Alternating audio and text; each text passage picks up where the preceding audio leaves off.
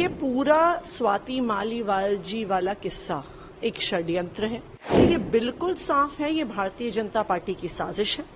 ये साजिश है, ये इस बात से भी पता चलता है, पूरे देश ने देख लिया है कि किस तरह से उनके एफआईआर में जो लिखा हुआ है कि उनकी इतनी मार पिटाई हुई कि वो बैठ नहीं पा रही थी, वो चल नहीं पा रही थी, उनका सिर फट गया था, उनके कपड़े फट गए थे, वो दर्द से कराह रही थी।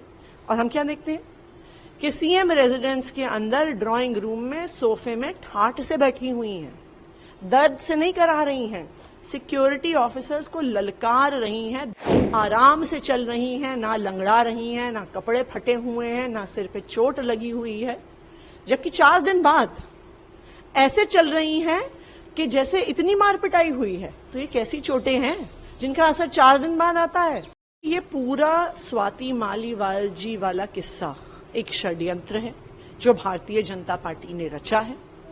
स्वाति मालीवाल जी का जो एसीबी में केस चल रहा है, उसको इस्तेमाल करके स्वाति मालीवाल जी को इस पूरे षड्यंत्र का चेहरा बनाया गया होगा।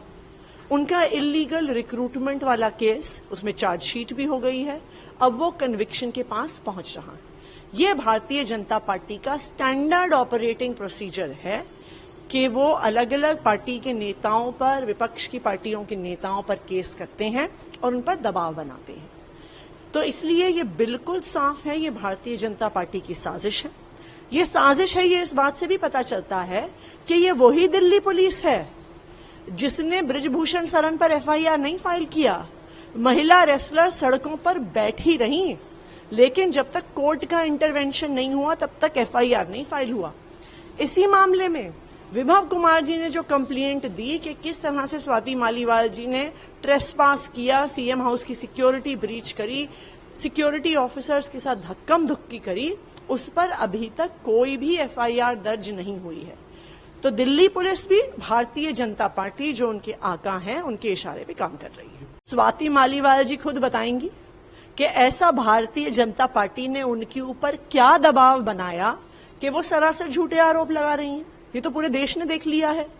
पूरे देश ने देख लिया है कि किस तरह से उनके एफआईआर में जो लिखा हुआ है कि उनकी इतनी मार पिटाई हुई कि वो बैठ नहीं पा रही थी, वो चल नहीं पा रही थी, उनका सिर फट गया था, उनके कपड़े फट गए थे, वो दर्द से कराह रही थी। और हम क्या देखते हैं कि सीएम रेजिडेंस के अंदर ड्राइंग रूम में सोफे में ठाठ से बैठी हुई हैं, दर्द से नहीं करा रही हैं, सिक्योरिटी ऑफिसर्स को ललकार रही हैं, धमकियां दे रही हैं, कह रही हैं कि तमाशा करूंगी।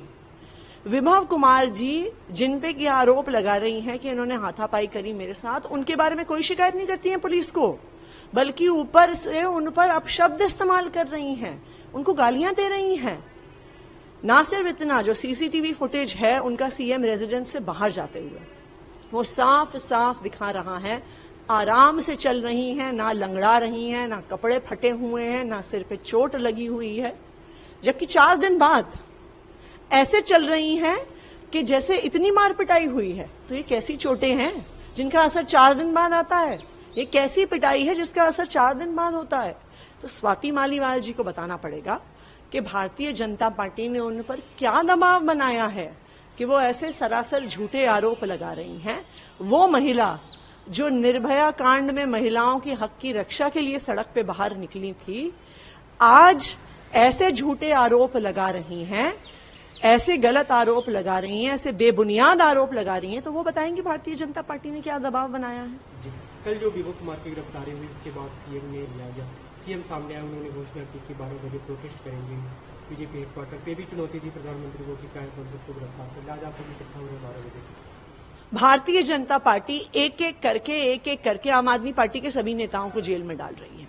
अरविंद केजरीवाल जी को गिरफ्तार किया, मनीष सिसोदिया जी को गिरफ्तार किया, सत्येंद्र जैन जी अभी जेल में हैं, संजय सिंह जी को गिरफ्तार किया, अब तो सीएम साहब के पीएस को भी अरेस्ट करने पे आ गए हैं।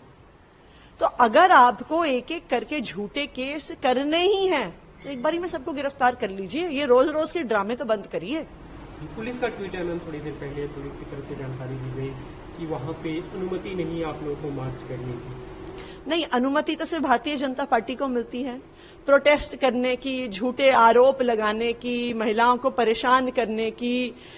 हजारों महिलाओं का यौन शोषण करने की, फिर उसके बाद फरार होने की, महिला रेसलर्स के साथ दुराचार करने की, फिर भी अपने बेटे को टिकट पाने की, ये सारी परमिशन तो सिर्फ भारतीय जनता पार्टी को मिलती है।